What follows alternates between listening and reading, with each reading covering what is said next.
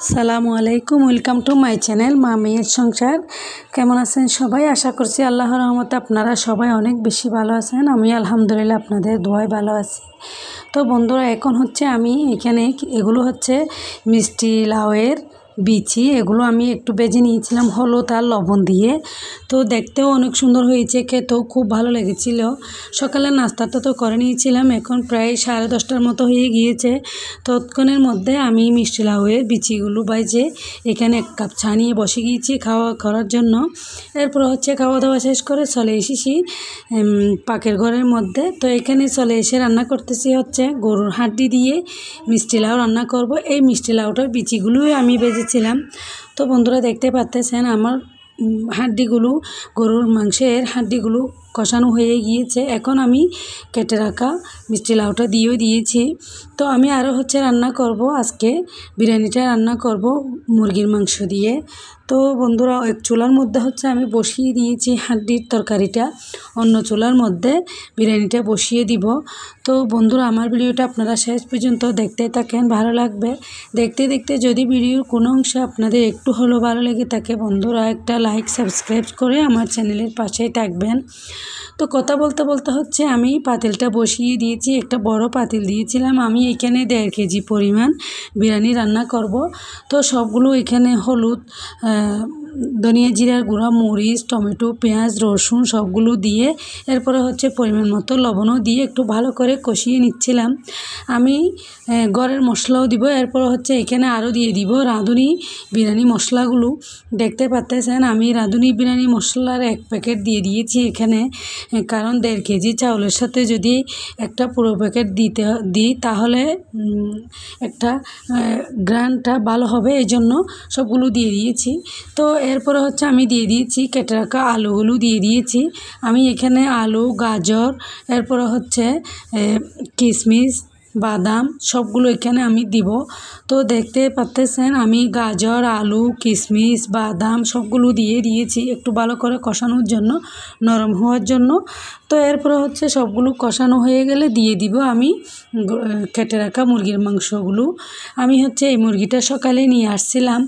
তো এরপর আমি কাটাকাটি করার সময় আপনাদেরকে শেয়ার করি নাই, কাটাকাটিও করে নিয়েছি, ধুয়ে পরিষ্কার করে এরপরে হচ্ছে এই মশলাগুলোর সাথে দিয়েও দিয়েছি।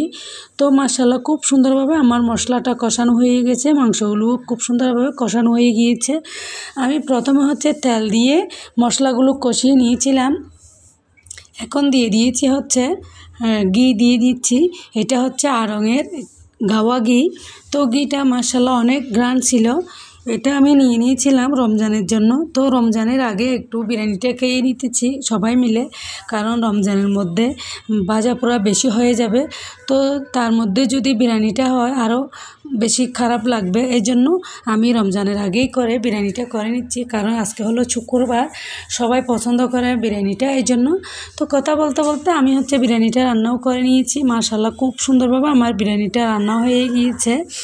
তো আমরা হচ্ছে আজকে দুপুরবেলা বিরিয়ানিটা সবাই মিলে খাবো। আমি বিরিয়ানিটার সাথে আজকে অন্য কোনো কিছু সালাদ করব না, শুধু আজকে আমি টমেটো হচ্ছে তেলে ভেজে নিই নাই, এরপরে হচ্ছে এটা আমি চুলার উপর দিয়ে ভেজে নিয়ে এরপরে পুরা করে একদম ঝোল করে এটা টমেটোর ভর্তাটা বানিয়ে নিয়েছি। দেখতে পাচ্ছেন খুব সুন্দরভাবে ভর্তাটা রেডি হয়ে গিয়েছে। তো আমরা হচ্ছে খাওয়া দাওয়া শেষ করে অনেক কাজকর্ম সেরে নিয়েছি শুক্রবারের দিন, কারণ রমজানের 2-1 দিন আগে তো একটু ঘর দুয়ার পরিষ্কার পরিচ্ছন্ন করতে হয়, এরপরে জায়নামাজ ধুয়ে দিতে হয়, মোট কথা সবগুলো পরিষ্কার পরিচ্ছন্ন, কারণ ইবাদত বন্দেগি করতে হবে বেশি বেশি করে। তো আপনারা বন্ধুরা ইবাদত বন্দেগি বেশি বেশি করে করবেন, সবার জন্য দোয়া করবেন, সবাই যেন পুরো রমজানের রোজাগুলি ঠিকভাবে রাখতে পারে মতো। তো কথা বলতে বলতে হচ্ছে আমরা সবগুলো কাজকর্ম সেরে নিয়ে এরপরে খাওয়া দাওয়া শেষ করে এরপরে আমরা চলে এসেছি, এটা হচ্ছে অনন্য আবাসিকের মধ্যে, এটা হচ্ছে কাপ্তাই রোডের মাথা দিয়ে চলে যেতে হয়, এই জন্য আমরা এখানে চলে আসছি একটু ঘোরাঘুরি করার জন্য, কারণ রমজানের আগে একটু ঘোরাঘুরি করলে ভালো লাগবে, বাচ্চাদেরকেও নিয়ে আসছি। তো এখানে এসে দেখলাম কাশফুল দেখবো, অনেক আশা ভরসা ছিল, তো দেখতে পেলাম সবগুলো কাশফুল গাছ মরে গিয়েছিল। একটু একটু গরম পড়তে না পড়তে গাছগুলো সব মরে গিয়েছিল। এখানে হচ্ছে একটা বড় হাসপাতাল আছে, এটা হচ্ছে এভার কেয়ার হাসপাতাল। তো এই হাসপাতালের মধ্যে চিকিৎসাটা অনেক বেশি ভালো হয়। আপনারাও যারা চট্টগ্রামের আশেপাশে আছেন আর যারা যেখানে আছেন চাইলে আপনারা এখানে এভার কেয়ার হাসপাতালে এসে আপনাদের ভালো চিকিৎসা নিতে পারবেন। তো আমরা হচ্ছে ঘোরাঘুরির পরে কিছু এখানে টুকিটাকি নাস্তাও খেয়ে নিয়েছি। এরপর হচ্ছে আমরা চলে যাচ্ছি আমাদের গন্তব্যস্থানে বাসার মধ্যে। তো আজকের ভিডিও আর বেশি লম্বা করব না বন্ধুরা, এতটুকুর মধ্যে। যারা এখনও পর্যন্ত আমার ভিডিওর মধ্যে একটা লাইক দেন নাই, প্লিজ মনে করে একটা লাইক দিয়ে আমার চ্যানেলের পাশেই থাকবেন, দোয়া করবেন যেন সুন্দর করে আপনাদের কাছে ভিডিও উপহার দিতে পারি মতো। তো কথা বলতে বলতে হচ্ছে আমরা একদম রাস্তার মধ্যে এসেই গিয়েছি, অটোরিকশাতে করে উঠে গিয়েছিলাম। তো চলে যাব। আসসালামু আলাইকুম, আল্লাহ হাফেজ।